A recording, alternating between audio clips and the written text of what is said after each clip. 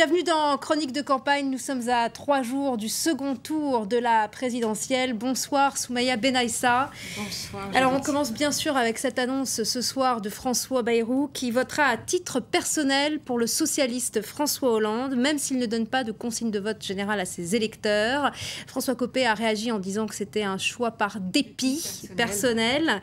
François Fillon que c'était un acte solitaire d'une certaine manière. N'empêche que c'est quand même un choix courageux de la part de François Bayrou. Eh bien en tout cas, ce qui est sûr, Judith, c'est que l'indécision dans les circonstances actuelles n'aurait pas été courageuse, hein, si l'on en juge le discours donc, que vient de donner François Bayrou, dans lequel il dit qu'il va voter François Hollande. Alors choix courageux ou choix risqué, en tout cas choix risqué, parce que le centre, d'une certaine manière, c'est inédit, n'est plus au centre, entendez à droite, puisque traditionnellement le centre est plutôt à droite. Le centre n'est plus vraiment modem à équidistance de la gauche et de la droite, mais le centre a une petite inclinaison sur la gauche. Alors il l'a faite pourquoi François Bayrou? Il l'a faite au nom des valeurs. Il vote François Hollande parce qu'il s'est décidé au nom des valeurs. Vous vous souvenez qu'il l'avait dit dans ce courrier qu'il avait adressé aux deux finalistes il y a quelque temps. Il leur avait indiqué que je choisirais autant sur le programme que sur la conduite d'un homme. C'est très important, l'action également, l'action publique de l'homme qui est au pouvoir. Alors finalement, il a tranché, et il a tranché au nom des valeurs,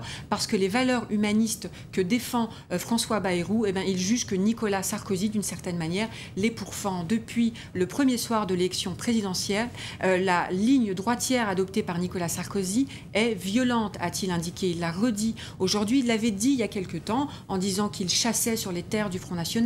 Il lui avait reproché de rapprocher justement l'électorat frontiste et l'électorat centriste. Mais d'une certaine manière, il faut le noter aussi, François Bayrou est en cohérence avec ce qu'il a fait ces 5 dernières années. Il faut le rappeler, sa position n'était pas très pro-sarkozyste d'une certaine manière. Il l'a critiqué tout au long de son quinquennat. Il a écrit un livre à but de pouvoir en 2009 dans lequel il fustigeait son comportement et sa manière de gouverner. Donc il reste en cohérence avec cela, il faut le rappeler. Il reste aussi en cohérence avec les principaux classiques de son parti. Il faut le dire aussi, les deux vice-présidents du MoDem ont également dit qu'ils allaient voter François Hollande. Il y a Jean-Luc Benamias, Robert Rochefort. On sait que Marielle de Sarnez, qui est très proche de François Bayrou, elle aussi est de plus en plus quand même proche de la gauche plus que de la droite. Et puis Philippe Douste-Blazy, ce matin, a indiqué qu'il ne voterait pas Nicolas Sarkozy. Donc ça reste un choix en cohérence et un choix partagé. On va quand même écouter François Bayrou dans une de ses déclarations assez virulentes contre Nicolas Sarkozy et on en reparle.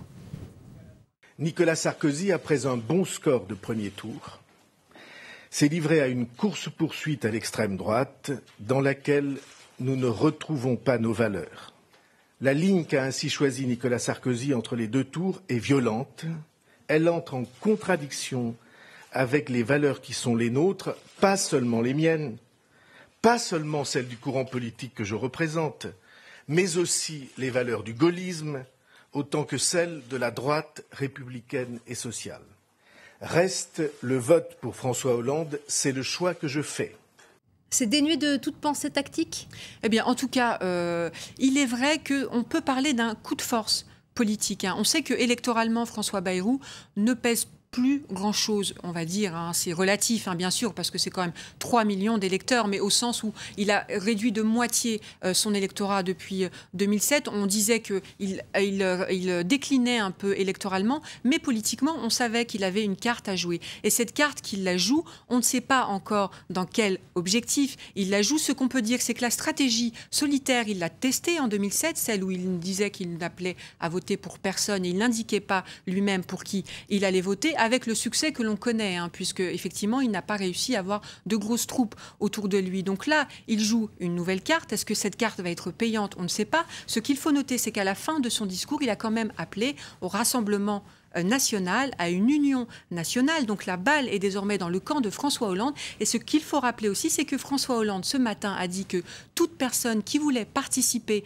à la future majorité présidentielle, si jamais il était élu, eh bien, devait clairement se déclarer pour lui. Le feuilleton reste à suivre. François Hollande qui a précisé qu'il n'y avait pas eu de contact direct entre les deux hommes. Il vient tout de même effectivement de rappeler qu'il n'y avait pas du tout de négociation entre les deux. Et justement, pour les socialistes aussi, il faut rester mobilisé, ne pas faire comme si la victoire avait déjà eu lieu. François Hollande était en meeting à Toulouse en fin d'après-midi.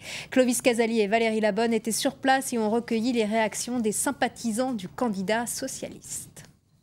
François Hollande aime souligner son admiration pour un homme qui a marqué l'histoire du PS, François Mitterrand.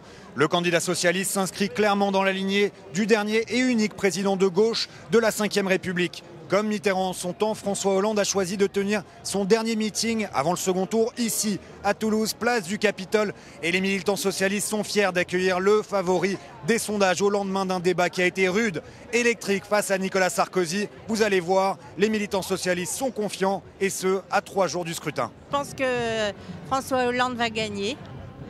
Ça va être notre prochain président de la République. Je vois pas vraiment qu'est-ce qui pourrait inverser les tendances. Non, je vois pas.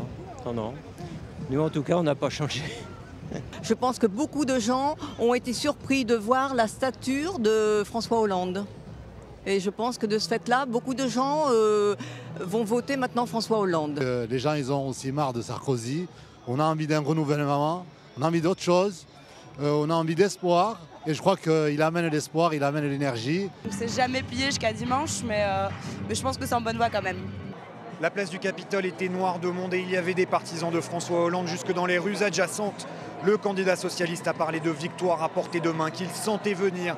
Il a ensuite ironisé sur Nicolas Sarkozy, s'est un petit peu moqué de lui en parlant, je cite, de ses qualités de modestie. Notamment, François Hollande pense qu'il a marqué des points lors du débat de l'entre-deux tours, mais il a quand même appelé à la mobilisation générale dimanche. Ces partisans à qui nous avons parlé sont eux convaincus qu'il sera le prochain président des Français. François Hollande nous a accordé ce matin un entretien sur France 24. On disait qu'il n'avait pas la stature d'un homme d'État. En tout cas, il a surpris et il s'est montré très offensif. Oui, et très offensif. Et d'ailleurs, naguère, il était accusé, y compris dans son propre camp, d'être un peu trop mou, un peu trop consensuel. Hein. Vous vous souvenez, on l'a suffisamment dit, des qualificatifs qui lui étaient attribués, Fraise des Bois, Laurent Fabius, ou gauche molle, par Martine Aubry. Et d'ailleurs, c'est l'occasion pour nous, effectivement, à l'occasion de cet entretien qu'il nous a accordé ce matin, de revenir sur cette question de gauche molle. Qu'est-ce qu'il en est maintenant ? On écoute François Hollande, ce qu'il nous répondait ce matin. Oh, il y a longtemps que cette dépouille avait été jetée. Je ne sais pas si c'était à la rivière ou dans je ne sais quel terrain vague. Mais déjà dans la primaire, ceux qui avaient pensé que je n'aurais pas la capacité de gagner en ont été pour leurs frais. Et du côté de Nicolas Sarkozy, le dernier meeting était à Toulon. On y croit jusqu'au bout. Rien n'est perdu. On l'écoute. Depuis 4 ans, le monde est au bord d'un gouffre. La moindre erreur peut nous faire basculer. Ce n'est pas le moment de tenter des expériences folles.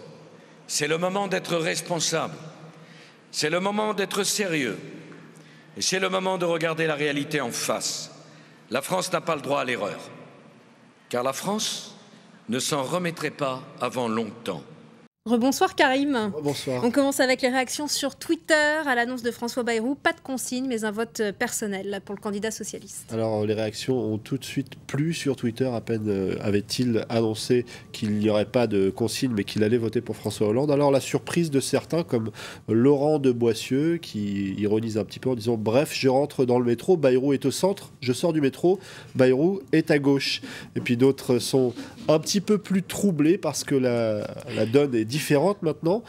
Thibaut Mathieu écrit sur son compte Twitter « Désormais, il est possible de dire Mélenchon-Bayrou, même combat ». Qu'il l'aurait imaginé. Et puis d'autres posent la question de l'avenir politique de François Bayrou, comme Anthony Faure. Bayrou avait dit qu'il prendrait ses responsabilités, il l'a fait.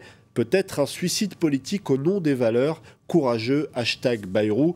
Encore plus clair, ce tweet d'Étienne Sauzé, qui lui n'a pas franchement apprécié. Il doit sans doute faire partie de l'aile droite des électeurs de François Bayrou. Bayrou n'a aucune parole et aucun sens de l'engagement. Renié à ce point son propre projet du jamais vu, les Français s'en souviendront.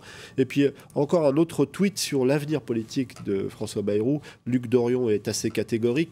Rest in peace, carrière politique de Bayrou. La droite ne lui pardonnera pas et la gauche ne veut pas de lui, elle n'en a pas besoin. C'est vrai que ce n'est pas forcément simple pour l'avenir politique de François Bayrou. On verra s'il est suivi par les centristes et ses électeurs. On revient maintenant, Karim, sur le débat d'hier qui a été une source d'inspiration sans limite pour les internautes. Alors je vous montre cette page qui s'appelle « Le débat ».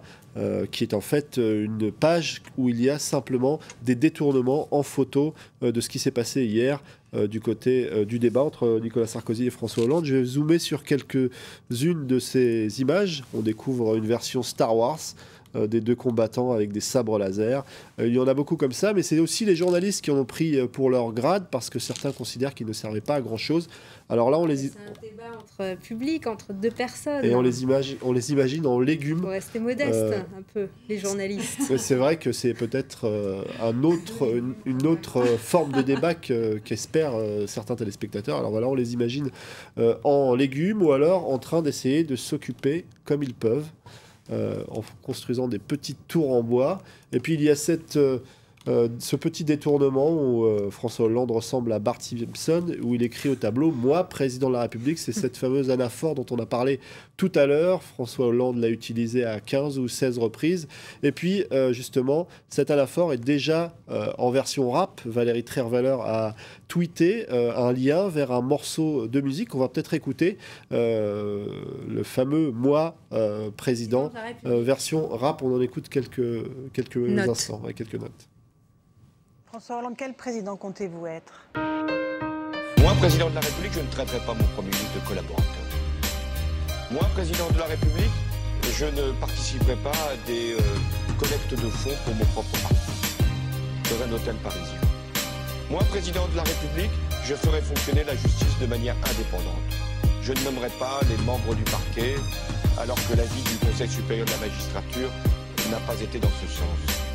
Moi, président de la République, je n'aurai pas la prétention de nommer les directeurs des chaînes de télévision publiques. Electrofunk aussi, qu'on peut trouver sur le site de Slate.fr, une reprise d'un groupe français. Avis aux amateurs, merci à vous tous. C'est la fin de Chronique de campagne.